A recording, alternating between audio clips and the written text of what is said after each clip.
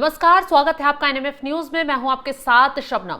दिल्ली में लाल किले के पास कार में ब्लास्ट हुआ है और उसके बाद से एनआईए लगातार जांच कर रही है और चौंकाने वाले खुलासे इस मामले को लेकर हो रहे हैं। पूरा देश हाई अलर्ट पर कर दिया गया है, सेना भी तैनात है, हाई लेवल पर मीटिंग भी चल रही है। कहा जा रहा है कि जांच एजेंसियों की तरफ से जल्द कोई बहुत बड़ा एक्शन लिया जा सकता है। लेकिन इसी बीच दिल्ली ब्लास्ट को लेकर ना सिर्फ दिल्ली दहली बल्कि पूरे देश का कलेजा दहल गया। इस पूरे मामले पर हर कोई हैरान है, परेशान है और गुस्से में भी है कि जिसने भी ये कायराना हरकत की है उसे किसी हाल में छोड़ा नहीं जाना चाहिए। लेकिन देश में ही बैठे चंद लोग ऐसे भी हैं जो इस पूरे मामले को लेकर न सिर्फ सियासत कर रहे हैं बल्कि दिल्ली में जो कार ब्लास्ट हुआ उसका मजाक भी उड़ाते नजर आ रहे हैं। इस पर सियासत कर यह दिखाने की कोशिश कर रहे हैं कि चुनाव से पहले इस तरीके के धमाके होते रहते हैं। मामला असम से सामने आया है।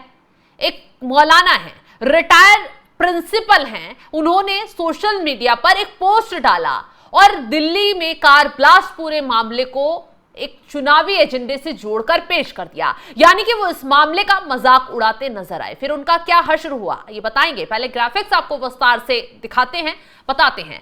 असम पुलिस ने सिलचर से रिटायर्ड प्रिंसिपल नजरुल इस्लाम बरभुइया को गिरफ्तार किया है। आरोप यह है कि नजरुल इस्लाम को दिल्ली धमाके का मजाक उड़ाने के आरोप में गिरफ्तार किया गया है। बता दें आपको कि नजरुल इस्लाम ने दिल्ली में लाल किला के पास जो कार बम ब्लास्ट के बारे में सोशल मीडिया पर आपत्तिजनक टिप्पणी की थी। मतलब इस मामले को लेकर वो मजाक उड़ा रहे थे। पुलिस का कहना है कि उसने सोशल मीडिया पर दिल्ली कार ब्लास्ट और चुनावों के बीच संबंध होने की बात कही थी।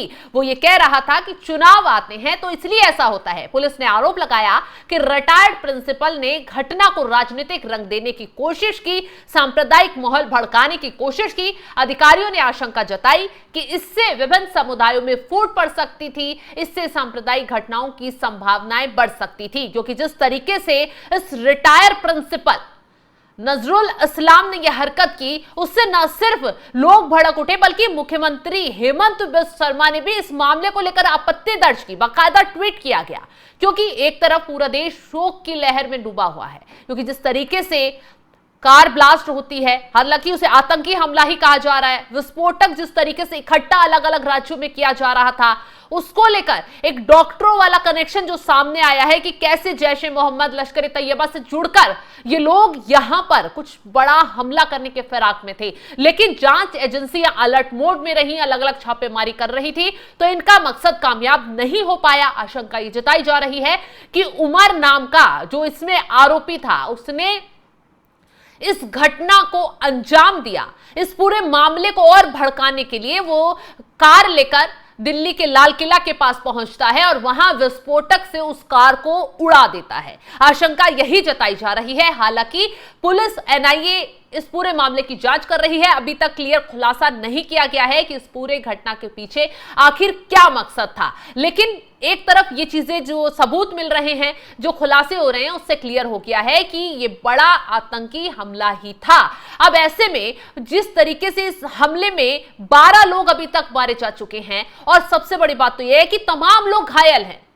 पीड़ित परिवारों के घर चीख पुकार मची हुई है। जिन लोगों ने अपने घर का बेटा, बाप, चिराग खोया, वो लोग बिलख रहे हैं। पूरा देश इस घटना को लेकर नम आंखों से इस घटना को लेकर गुस्सा जाहिर कर रहा है। लेकिन दूसरी तरफ चंद लोग इस मामले को लेकर भी जिस तरीके से सियासत करने बैठ गए हैं, वो भी एक रिटायर प्रिंसिपल इस तरीके की कायराना हरकत कर रहे हैं, जिसको लेकर मुख्यमंत्री हेमंत बिस्वा शर्मा एक्शन मोड में आए, भड़कते नजर आए। सबसे पहले असम पुलिस ने ही उस मौलाना को सबक सिखाया, इस रिटायर प्रिंसिपल नजरुल इस्लाम को सबक सिखाया। उसके बाद मुख्यमंत्री की तरफ से बाकायदा एक ट्वीट किया गया है। इस ट्वीट में क्या कुछ लिखा गया वो भी आपको बताते हैं। जो मुख्यमंत्री की तरफ से ट्वीट किया गया है उसमें साफ साफ लिखा गया है, दिल्ली बम विस्फोट की खबर जब सोशल मीडिया पर आई तो एक विशेष समुदाय के कुछ लोग इस पर मजाक बनाने लगे और हाहा इमोजी डालने लगे। ये लोग आतंकी समर्थक हैं और हमारी पुलिस इन्हें हर हाल में पकड़ने में जुटी हुई है।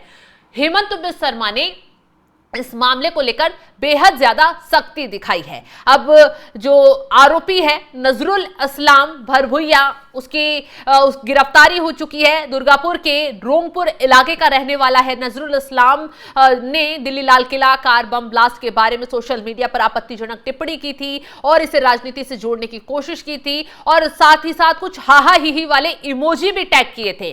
गिरफ्तार जो आरोपी है बांसकांडी NMHS स्कूल के पूर्व प्रिंसिपल रह चुका है। नजरुल इस्लाम ने फेसबुक पर ब्लास्ट की खबर पर कमेंट करते हुए लिखा, चुनाव आ रहा है जिससे राष्ट्रीय सुरक्षा से जुड़े मुद्दे को राजनीतिक रंग देने का आरोप लगा है। कछार के SSP पार्था प्रतिम दास ने क्या कुछ इस पूरे मामले को लेकर कहा है वो भी आपको बता देते हैं, क्योंकि एक्शन लेते हुए उन्होंने कहा, व्यक्ति ने दिल्ली विस्फोट की खबर पर चुनावों का हवाला देते हुए कमेंट किया और राष्ट्रीय सुरक्षा के एक संवेदनशील मुद्दे पर राजनीतिकरण करने की कोशिश की। ये टिप्पणी किसी खास मकसद से की गई थी या नहीं, इसकी जांच चल रही है। अब क्यों उसने ऐसी टिप्पणी की, क्या मकसद था, इसको लेकर लगातार जांच एजेंसियां जांच कर रही हैं और हो सकता है उसका भी मकसद कुछ अलग ही हो, क्योंकि जिस तरीके से इस मामले में चौंकाने वाले एंगल सामने आ रहे हैं, चौंकाने वाले खुलासे हो रहे हैं। आपको याद होगा दिल्ली में ब्लास्ट होता है, उसमें एक सीसीटीवी फुटेज सामने आता है, एक आरोपी जिसे उमर बताया जा रहा है वो कार में बैठा होता है, मास्क लगाया होता है और कार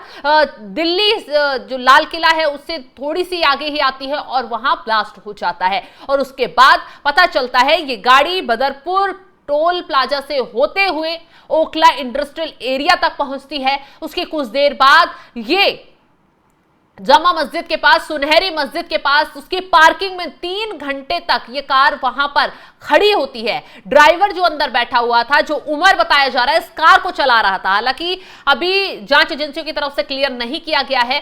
तो उसके बाद वो 3 घंटे में क्या प्लानिंग करता है, क्या किससे बात करता है, क्या मकसद से वहां पर पहुंचता है, ये सारी बातों की जांच चल रही है। मस्जिद की पार्किंग से 3 घंटे बाद कार निकाली जाती है और फिर उसके बाद लाल किले के पास जाकर उस कार में विस्फोटक हो जाता है। विस्फोट इतना खतरनाक घातक होता है कि दूर दूर तक जो दुकानदार बैठे थे वो भी दहल उठे। आसपास तमाम जो गाड़ियां थी इस कार के, उनके परकच्चे उड़ गए। लोग जो है वो हताहत में इधर उधर भागते दौड़ते नजर आए, सड़क पर चीख पुकार, लाशों के ढेर नजर आए, जिससे इस घटना ने पूरे दुनिया का, पूरे देश का सीना छलनी कर दिया। ऐसे में प्रधानमंत्री मोदी खुद इस बात को लेकर भूटान जब वो पहुंचे तो उन्होंने कहा कि दिल्ली ब्लास्ट का जो भी गुनहगार होगा उसे बख्शा नहीं जाएगा। हालांकि जिस तरीके से जांच एजेंसियां जांच कर रही हैं और इस मामले का कनेक्शन सीधा सीधा फरीदाबाद से जुड़ा हुआ निकला है, क्योंकि हाल ही में फरीदाबाद से मुजम्मिल नाम का एक डॉक्टर पकड़ा जाता है जिसके घर से 2900 किलोग्राम विस्फोटक बरामद हुआ है।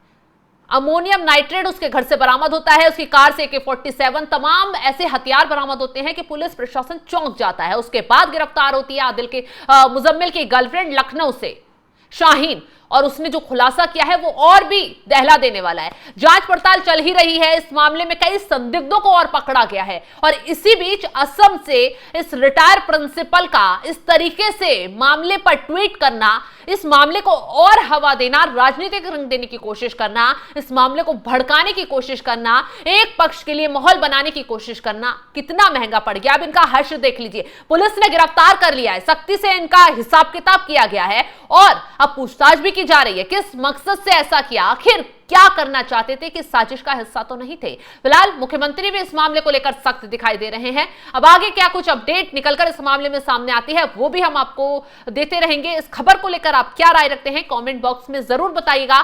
तमाम बड़ी खबरों की और अपडेट के लिए हमारी वेबसाइट www.newsnmf.com पर भी आप लॉग इन कर सकते हैं।